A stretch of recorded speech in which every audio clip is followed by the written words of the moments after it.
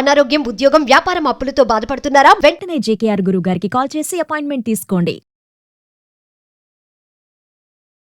నమస్తే రమ్మగారు. నమస్తే జయ. మనం స్కాంద పురాణం చెప్పుకుంటున్నాం. మొదటి భాగం చెప్పుకున్నాం, రెండో భాగంలో ఉన్నాం. పరమేశ్వరుడి ఉగ్రత నుంచి వీరభద్రుడు, భద్రకాళి కాళీ జన్మించారు కదా. ఆయన క్రోధం నుంచట 100 రకాల జ్వరాలు, సన్నిపాతాలు పుట్టినాయట, జబ్బులు. అవన్నీ ప్రపంచం మీద పడ్డాయి. జ్వరం పుట్టింది భగవంతుడి కోపం, శివుడి కోపం నుంచి పుట్టింది. అదంతా మొత్తం ఆ జ్వరం అట్లా ప్రపంచం మీదకి వెళ్ళిపోయింది అనమాట. సన్నిపాతాలంటే ఒక రకమైన మూర్ఛలు లాంటివి. సన్నిపాత జ్వరం అంటారు, సన్నిపాత రోగి అంటారు. వాళ్ళ ఒళ్ళు తెలియనితనమో ఏదో ఉంటుంది. అదేలేండి. ఆ సన్నిపాతాలు కూడా వెళ్ళిపోయినాయట. ఈయనకి ఆజ్ఞ ఇచ్చాడు, దక్షాధ్వరాన్ని సర్వనాశనం చేసి రమ్మని. ఇక ఆయన బయలుదేరాడు. సహస్రబాహులు కలిగిన వీరభద్రుడు. ఆయనకి గుర్రాలతో పాటు సింహాలు కూడా లాగుతాయట ఆయన రథాన్ని. అక్కడి నుంచి కవచాలు ధరించినటువంటి సింహాలు, తర్వాత మొసళ్ళు, ఏనుగులు, ఇవన్నీ కూడా ఆయనతో పాటే. అక్కడి నుంచి గణాలందరూ రుద్రగణం మొత్తం ఎట్లాంటిది, ఒక్కొక్కళ్ళట మహేశ్వర స్వరూపాలట, 5 ముఖాలు ఉన్నవాళ్ళు, పాముల్ని ధరించిన వాళ్ళు. పరమేశ్వరుడు ఎట్లా ఉంటారో అట్లా ఉంటారు, పరమేశ్వరుడు లాగా కనపడతారు. ఇదంతా పెద్ద సమూహం. దీంతో పాటుగా ఈ భద్రకాళితోటి పాటుగా కాళితో పాటు నవదుర్గలుగా చెప్పబడేవాళ్ళు, అమ్మవార్లు, శక్తులు అవన్నీ.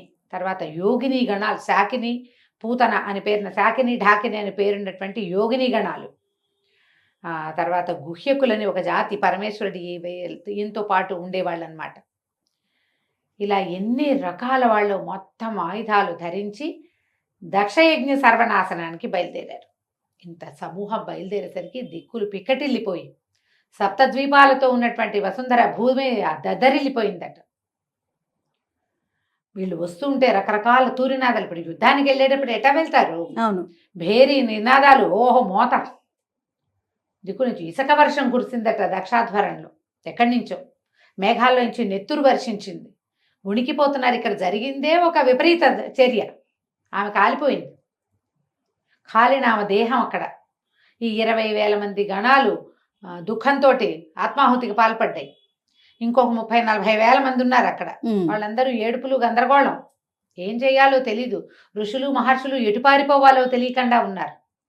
ఎప్పుడైతే ఈ దిక్కులు పిక్కటిల్లేలాగా ఈ శబ్దాలు వినపడుతున్నాయో, దీనికి యుద్ధానికి వీళ్ళు వచ్చేస్తున్నారు, రుద్రగణాలు వస్తున్నాయని తెలిసేసరికల్లా ఈయన పరిగెత్తుకుంటూ వెళ్ళి విష్ణుమూర్తి కాళ్ళు పట్టుకున్నాడు. దక్షుడు, నన్ను రక్షించు, ఇక్కడ ఏదో జరగబోతోంది. రుద్రుడు ఆగ్రహావేశాలతోటి ఏదో చేయబోతాడు నన్నంటే, ఆయన అన్నాడు, విష్ణుమూర్తి నిన్ను ఎట్లా రక్షించాలి? నువ్వు చేసిందే తప్పు. రుద్రుడు, శివుడు లేని యజ్ఞం ఏమిటి అసలు? నువ్వు అది సంకల్పించావు. ఎవడి కర్మకి వాడే కర్త కదా. నువ్వు చేసిన పని తప్పు. తప్పుకి ఫలితం అనుభవించి తీరవలసిందే. ఎవ్వరినీ కర్మ వదిలిపెట్టదు. నువ్వు చేసిందే తప్పు. నేను నీకే సహాయము చెయ్యలేను. ఇక బతిమలాడాడు ఋషుల్ని, మాల్ని, దేవాదుల్ని, అందరినీ, నన్ను రక్షించండి, నన్ను రక్షించండి అని. ఏం రక్షిస్తారు? ఎవరు రక్షిస్తారు? కాకపోతే ఈ యుద్ధానికి సన్నద్ధంగా ఇన్ని సేనలు, కోట్ల కొద్దీ రుద్రగణాలు వచ్చేసేసరికల్లా దేవతలకు కూడా ఒక రణోద్రేకం కలిగింది. తమ మీదకే కదా యుద్ధము. తాము ఎక్కడికి వచ్చారో అక్కడికి యుద్ధం వస్తోంది. ఏదో చెయ్యాలని వీళ్ళందరూ ఏం చేశారు? ఆయుధ స్వీకారం చేసేసారు. ఆయుధాలు ఎత్తారు. ఎవరి వాహనాన్ని వాళ్ళు పిలుచుకున్నారు. అక్కడేమో పెద్ద మనుషుల్లా కూర్చున్నారు ముందు యజ్ఞానికి. ఎప్పుడైతే యుద్ధము వెనకాల నుంచి, మామూలుగా యుద్ధ బైరీలు వినేసరికల్లా వాళ్ళు ఎవరో మన మీద పడుతుంటే మనం చచ్చుపుచ్చుగా ఎందుకు కూర్చుంటాం? మనము లేమో, మనకందరికీ శక్తులు ఉన్నాయి, ఎవరి శక్తి వాడిది కదా. దేవగణాలు కూడా మేమేం తక్కువ? రుద్రగణాలు ఇవి కపాలాలు పట్టి శ్మశానాల్లో తిరిగేవి గణాలు యుద్ధానికి వస్తే మేమందరం దైవగణం కదా, వరాలు ఇవ్వగలిగే వాళ్ళం, మేము తక్కువ కాదు. వీళ్ళంతా లేచారు. ఈ యుద్ధానికి సన్నద్ధం అవుతున్న వాళ్ళని చూసి విష్ణుమూర్తికి నవ్వొచ్చింది, కానీ ఆయన ఏం మాట్లాడలే, నిశ్శబ్దంగా ఉన్నాడు. కానీ దక్షుడు బతిమలాడుతూనే ఉన్నాడు, నన్ను రక్షించు, నన్ను రక్షించదు. అక్కడి నుంచి ఈ ఋషుల్లో కొంతమంది భృగు మహర్షి వాళ్ళు ఏం చేశారు, కొంతమంది వీళ్ళని ఉద్రేకపరిచారు, యుద్ధం చేయవలసిందేనని. దాంతో వీళ్ళు వాళ్ళు పోరాటం జరిగింది. వచ్చి ఆయన అందరినీ అణిచేయటం కాదు, వీళ్ళు పడ్డారు వాళ్ళ మీద. ఇద్దరు యుద్ధం చేశారు, ఆ సేన ఈ సేన. కొన్ని గణాలు పోయినాయి, కొంతమంది దేవతలు పారిపోయారు, వీళ్ళు నలిగారు, వాళ్ళు నలిగారు. ఋషులు మహర్షులు వాళ్ళందరూ భయభ్రాంతులకి గురి. వాళ్ళకేం తెలుసు, వాళ్ళకి ఏమేం తెలియవు, యుద్ధాలు తెలియవు కదా. వాళ్ళు కొంతమంది భయభ్రాంతులు ఏ పక్కకి పారిపోవాలో తెలియక, పైగా ఇంత గణాలు వస్తుంటే పారిపోయినంత మంది పారిపోయారు ముందు. కొంతమంది దిగంతాలకు పారిపోయి ఆ దిగ్దంతుల వెనకాల అవి ఏనుగులు ఉంటాయి కదా, దిక్పాలక వాటి ఏనుగుల వెనకాల నిలబడి చూస్తున్నారు ఏం జరుగుతుందో. పారిపోయి తప్పించుకోగలిగిన వాళ్ళు తప్పించుకున్నారు, వెళ్ళిపోగలిగిన వాళ్ళు వెళ్ళిపోయారు, ఉన్నవాళ్ళు యుద్ధానికి దిగారు. ఎంత యుద్ధమో జరిగింది. సమస్తమైన వాళ్ళని అణిచారు వాళ్ళు, ఏ ఒక్కరిని వదిలిపెట్టలా. పోతున్నారు ఇందులో కూడా, గణాలు కొని పోతున్నాయి, దేవతలు కదా అవతలు ఉన్న వాళ్ళు. జరుగుతూనే ఉంది పోరు. ఇక దక్షుడు బతిమిలాడి బతిమిలాడి బతిమిలాడి విష్ణువుని పోరాటానికి సిద్ధం చేశాడు. సిద్ధపడేసరికల్లా ఆయన బయటకు వచ్చాడు, యజ్ఞశాలలోంచి యుద్ధవేషంలో వచ్చాడు బయటికి. వచ్చేసరికల్లా వీరభద్రుడు ఆగి అడిగాడు, మహాజ్ఞానివి పరమేశ్వర విష్ణువు, నువ్వు శివుడు లేని యజ్ఞానికి ఎందుకు వచ్చావు అసలు? ఇప్పుడు నువ్వు యుద్ధానికి పూనుకుంటున్నావే. పరమేశ్వరుడు నువ్వు మాకు సమానం, అతడిని ఎట్లా సేవించాలో నేను నిన్ను కూడా అట్లాగే సేవించాలి. ఇప్పుడు నువ్వు యుద్ధానికి వస్తే నేను యుద్ధమే చేయాలి కదా ప్రభు నీతోటి. నిరీశ్వర యాగం సంకల్పించిన దక్షుడు పిలిస్తే నువ్వు రావటమే కాకుండా అతడి కోసం నాతో యుద్ధం చేస్తావా? దాక్షాయణికి ఏం జరిగిందో నువ్వు చూడలేదా? దక్షుడు ఏ రకంగా శివనిందకి పాల్పడ్డాడో నువ్వు వినలేదా? శివుణ్ణి నిందిస్తే నిన్ను నిందించినట్లే కదా స్వామి, ఎందుకు ఈ యుద్ధానికి వచ్చావంటే ఆయన నవ్వాడట. భద్ర, మేము భక్త సాక్షులం, భక్తుడు భక్త పరాధీనత, దక్షుడు నా భక్తుడు, రమ్మని బతిమలాడాడు, వచ్చాను. రక్షించమని బతిమలాడాడు, యుద్ధానికి వస్తున్నాను. ఇక్కడ శివుడున్నా ఇదే పని చేస్తాడు. యుద్ధమే కదా, చేద్దాం పద, మనిద్దరం యుద్ధం చేద్దాం. ఈ లోపల దేవేంద్రుడు వచ్చాడు. దేవేంద్రుడిని చావుచీత కొట్టి మడత పెట్టేశాడు ఈయన వీరభద్రుడు. దేవేంద్రుడు తప్పుకున్నాడు. విష్ణుమూర్తి వీరభద్రుడు యుద్ధం. ఆ వీరభద్రుడు ఎవరు? వీళ్ళిద్దరూ కలిసిన శక్తిలోంచి పుట్టినవాడే కదా. అయినా సరే యుద్ధమే. కొంత పోరు జరిగింది. విష్ణుమూర్తి చక్రాయుధాన్ని ప్రయోగిస్తే అప్పుడన్నా వెళ్ళినట్టు నవిలేసి లోపలికి వెళ్ళిపోయింది. వీరభద్రుడు మింగేశాడు చక్రాయుధాన్ని. మింగేశాక ఆయన ఏం చేశాడట, విష్ణుమూర్తి వచ్చి అతని నోటిని నిమిరి, ముఖం మీద నిమిరి చక్రాన్ని బయటికి తీసుకున్నట్టు ఆయన లోపల నుంచి తీసుకుని, ఇంకా ఈ యుద్ధం ఇంకా నేను చెయ్యను, దక్షుడి కోసం చేయగలిగింది చేశా, నేను వెళ్ళిపోతున్నానని తన దారిని తన చక్రాయుధాన్ని తీసుకుని వెళ్ళిపోయాడు. విష్ణువు బయటికి వెళ్ళిపోయాడు ఆయన. ఇక ఇక్కడ ఎవరు మిగిలేరు? దెబ్బలు తగిలిన వాళ్ళు, పారిపోయిన వాళ్ళు, మరి వెళ్ళిపోయిన వాళ్ళు వెళ్ళిపోగా దక్షుడు మిగిలాడు. అతని వెళ్ళిపోయి గబగబా ఆ యజ్ఞవాది వేదికి మధ్యలో ఎక్కడో అంతర్భాగంలో దాక్కున్నాడు. అంతర్వేది అని చెప్తారు. ఆ మధ్యలో దాక్కున్నాడు. దాక్కుంటే బయటికి లాగారు. లాగి ఈ గణాలన్నీ కలిసి పట్టుకుని అతని శిరస్సుని ఉత్తరించేశారు. దక్షుణ్ణి మెడ నరికేశారు. పారిపోయిన ఋషులు పారిపోయారు. ఇతను ఏం చేశాడు, ఈ వీరభద్రుడు ఆ దక్షుడి శిరస్సుని ఆ యజ్ఞంలో విసిరేశాడు, అగ్నిహోత్రంలోకి. శిరస్సు కాలిపోయింది. దక్షుడు మొండెం అక్కడ పడింది. చూస్తే ఎక్కడ ఏమీ లేవు, మొత్తం ఖాళీ. చచ్చిపోయిన వాళ్ళు చచ్చిపోయారు, పారిపోయిన వాళ్ళు పారిపోయారు. యజ్ఞం విధ్వంసనం జరిగిపోయింది పూర్తిగా. హాహాకారాలు చేస్తూ మళ్ళీ వెనక్కి తిరిగి పరమేశ్వరుడి దగ్గరికి వెళ్ళిపోయినాయి గణాలన్నీ. ఇక్కడ పని అయిపోయింది. ఇద్దరు కలిసి వెళ్ళిపోయారు. భద్రకాళిని వెంట పెట్టుకుని ఆ యోగిని గణం అంతా, బోళ్ళంతమంది అమ్మవార్లు వచ్చారు, శక్తులన్నీ వచ్చినాయి కదా. మధ్యలో వీళ్ళు చేయగలిగినన్ని ఏ గణాన్ని ఏ మంత్రంతో పడగొట్టాలో వాళ్ళందరినీ పడగొట్టారు. గందరగోళంగా చేయగలిగినంతా చేశారు. అయినా ఏమీ ప్రయోజనం లేదు. ఈ యజ్ఞం ఎవరు మొదలు పెట్టాడో ఆయన కాస్త వెళ్ళిపోయాడు. బ్రహ్మదేవుడు కూడా ఇంటికి వెళ్ళిపోయాడు దుఃఖంతో. ఏమంటారు, పుత్రశోకంతో ఉన్నాడు బ్రహ్మదేవుడు. ఆయన కుమారుడు కదా దక్షుడు, అతడు ప్రజాపతి, మరి ఇంత ప్రపంచాన్ని సృష్టించినవాడు. ఆయన పరమ దుఃఖంతో అట్లా ఉండిపోయాడు. ఏం చెయ్యాలో తెలియక ఆ దుఃఖం పట్టలేకుండా ఉన్నాడు. కుమారుడు కావాలి, అతను ప్రజాపతి, మళ్ళీ ఈ సృష్టి అంతా అతనితో అవ్వాలి. ఆ మొదలుపెట్టిన యజ్ఞం సగంలో ఆగిపోయింది, అది పూర్తి కావాలి. దక్షుడు మరణించాడు. శివక్రోధం తీరిందో లేదో తెలియదు. బాగా ఆలోచించుకొని పరమేశ్వరుడు ఏం చేశాడట, మళ్ళా కైలాసానికి వచ్చాడు. ఎవ్వరు లేరు, కైలాసం నిశ్శబ్దంగా ఉంది. ఏకాంతంగా ఒట్టి నందీశ్వరుడితోటి ఉన్నట్ట పరమేశ్వరుడు.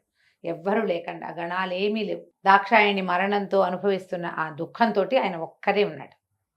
వెళ్ళి ప్రాధేయపడ్డాడు. 4 ముఖాలు నేల కానించి దండం పెట్టాడట. ఎవరు? బ్రహ్మదేవుడు. బ్రహ్మదేవుడు, నన్ను రక్షించు, కాపాడు, నా కుమారునికి పుత్రభిక్ష పెట్టు నాకు. ఆ. నేను చేయవలసిన విధి ఈ సృష్టి అతడి వల్ల ముందుకెళ్తుంది. ఉహు, ఉమ్. పుత్రభిక్ష పెట్టమని పరిపరి విధాలుగా ప్రార్థించాడు. ప్రార్థిస్తే సరే, దక్షుడు ఏమయ్యాడు అంటే దక్షుడిని సంహరించాం అని చెప్పి వీరభద్రుడట ఆ దక్షుడి బొండాన్ని తీసుకొచ్చి పడేసాడట కైలాసంలో పరమేశ్వరుడి పాదాల దగ్గర. శిరస్సు ఏదిరా అంటే శిరస్సు లేదు, దగ్ధం చేసేసాం. ఇప్పుడు శిరస్సు ఉన్న వాళ్ళు ఎవరున్నారు అక్కడ అంటే ఒకే ఒక యజ్ఞ పశువు ఉందట అక్కడ, గొర్రె. యజ్ఞాలకి పశువుల్ని కొన్నిటిని పెడతారు, ఉహు. యజ్ఞ పశువు మాత్రమే ఉంది అక్కడ, మిగిలినవన్నీ సర్వనాశనమే. ఆ యజ్ఞ పశువుని తీసుకొచ్చి ఈ పశువు ఒక్కటే ఉందని ఆ పశువు తల నరికి ఈ దక్షుడి దగ్గర పడేశాడు. ఇది ఒక్కటే ఉంది జీవించి. ఆ. ఆ నెత్తురోడుతున్న ఆ శిరస్సుని దక్షుడికి అతికించి అతన్ని బతికించాడు పరమేశ్వరుడు. దక్షుడికి ప్రాణభిక్ష పెడుతున్నాను నేను, అతను లేచి ఈ యజ్ఞం పూర్తి చేయాలి. వికృతాకారంలో ఉంటుంది గొర్రె, కొమ్ములు ఇలా తిరిగి ఉంటాయి, కనుబొమ్మలు కలిసిపోయి ఉంటాయి. అవును. మామూలు మాట రాదు, దాని శబ్దం వేరు కదా.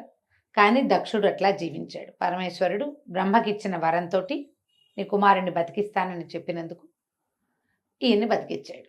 ఉమ్. ఈ దక్షుడు లేచి నుంచున్నాడు. సిగ్గుపడి పరిపరి విధాలుగా పరమేశ్వరుని ప్రార్థించి ఆ దుఃఖంతో అవమానంతో మళ్ళీ వచ్చి తన ప్రాంతానికి వచ్చి ఈ దక్షాధ్వరం అంతా మళ్ళీ ఖాళీ చేసుకుని సరి చేసుకుని మళ్ళీ ఋత్వికుల్ని ఋషుల్ని వాళ్ళని వీళ్ళని అందరినీ పిలిచి యజ్ఞం పూర్తి చేసుకున్నాడు. మరి పూర్తి చేయాలి కదా. అప్పుడు ఈ యాగాన్ని ఈయనకి యజ్ఞభర్త అయినటువంటి పరమేశ్వరుడికి ఇది ఇచ్చాడనమాట. వీళ్ళు ఏమిటి? విష్ణువు శివుడు. స్కాందంలో ఎంత ప్రత్యేకంగా వాక్యాలతో చెప్తారంటే వీళ్ళిద్దరూ ఒకటే, శివకేశవుల అభేదం చెప్తారు. ఉహు. పరమేశ్వరుడు చాలా అద్భుతమైన వాడు, మహాద్భుత శక్తి, ఆయనే సర్వేశ్వరుడు. కానీ శివుడు విష్ణువు ఒకటే. ఆయన తక్కువ, నువ్వు వెనకవాడివి అన్న మాట ఉండదు అసలు. రెండు సమానమే. రెండు సమానమే. వీరభద్రుడే స్వయంగా చెప్తాడు ఆ మాట. ఆయన ఎట్లా సేవించాలో నిన్ను కూడా అట్లాగే సేవించాలి. ఆయనంతో నువ్వు అంతే. నీతో పోరాడితే ఆయనతో పోరాడినట్టే. ఇప్పుడు మనం మనుషులం ఎంత తెలుసుకోవాలి మరి? ఎంతో స్పష్టంగా చెప్పబడుతుంది. దక్షాధ్వరం పూర్తవుతుంది. అయితే సాధారణంగా మనం వినే కథలు ఏమిటి? ఈ దాక్షాయణి శరీరము, ఆ శరీర భాగాలు పడ్డం.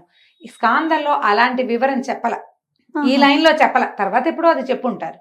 ఈ లైన్ ప్రకారం ఏంటంటే దక్షయజ్ఞం పాడవటం, మళ్ళీ దక్షుడు పునరుజ్జీవితుడై దాన్ని పూర్తి చేయడం, ఆ యజ్ఞం పూర్తి చేసుకుని మళ్ళీ అతను ప్రజాపతిగానే ఉండటం. ఈ రకరకాల దేవతాగణాలందరూ కూడా వీరభద్రుడితోటి పోరాడారు. అంటే ఈ పోరాడితే ఎవరితో పోరాడినట్టు? శివుడితోటి పోరాడినట్టే కదా. మేము ఇక్కడికి వచ్చాము, మమ్మల్ని పిలిచారు, మేము వచ్చాము, వీళ్ళు గొడవకు వచ్చారు, మేము కూడా ఫైట్ చేసాము, మేము యుద్ధం చేసాం. అలాగే చేసి రుద్రగణాలతోటి పోరాడి అసూలు బాసిన వాళ్ళు కొంతమంది, పారిపోయిన వాళ్ళు కొంతమంది, చివరికి ఈ రకంగా దక్ష యజ్ఞాన్ని చేశాడు భగవంతుడు. ఎట్లా జరిగింది అంటే ఇప్పుడు ఎంత కథ, ఎన్ని రకాల గాథలు వస్తాయి ఇందులో. వీరభద్రుడి జననం ఇవన్నీ ఉన్నాయి. మళ్ళీ అక్కడి నుంచి పరమేశ్వరుడి క్రోధం నుంచి ఎన్నో జ్వరాలు సన్నిపాతాలు అన్నారు. దేవవైద్యులైన అశ్విని దేవతలు కొంతమంది మహర్షుల సహాయంతో ఈ జ్వరాలన్నిటికీ వైద్యం కనిపెట్టారు. పరమేశ్వరుడి కోపమే మనకు జ్వరం వచ్చిందంటే శివుడి కోపం. ఈ కథలు పురాణంలో అట్లా చెప్తారు. వాళ్ళు కొన్ని మంత్రాలతోటి, కొంతమంది దేవతల సహాయంతో, మహర్షుల సహాయంతో ఈ లోకంలోకి విడవబడినటువంటి ఈ జ్వరాలని, సన్నిపాత లక్షణాలని అన్నిటినీ సరిచేసి వాటికి వైద్యాన్ని కనిపెట్టి, ఆల్రెడీ అంతకుముందు ఈ వెళ్ళిపోయిన జ్వరాలు ఎవరెవరిని పట్టి పీడిస్తున్నాయో ఇప్పుడు ఆయన కోపంతో వీరభద్రుడు వచ్చాడు, వీరభద్రుడితో పాటు ఇవి వచ్చినాయి. వీరభద్రుడు కొట్టిన వాళ్ళని వీరభద్రుడే కొట్టాడు, అంతే. జ్వరం కొట్టిన వాళ్ళు జ్వరంతో కొట్టబడ్డారు. వాళ్ళందరినీ కూడా రక్షించారు. మళ్ళీ వీళ్ళల్లో కొంతమంది గాయాలు తగిలిన వాళ్ళు రక్షింపబడ్డారు. పరమేశ్వరుడు తపస్సుకు వెళ్ళిపోయాడు. అటు పిమ్మట ఏం జరిగింది అనేది మనం తర్వాయి భాగంలో తెలుసుకుందాం. ఇక్కడికి ఇక ఈ మొట్టమొదటి ఖండంలో చెప్పబడినటువంటి పరమేశ్వరుని యొక్క గొప్పతనం కథ ఇది ప్రత్యేకమైనది అన్నమాట.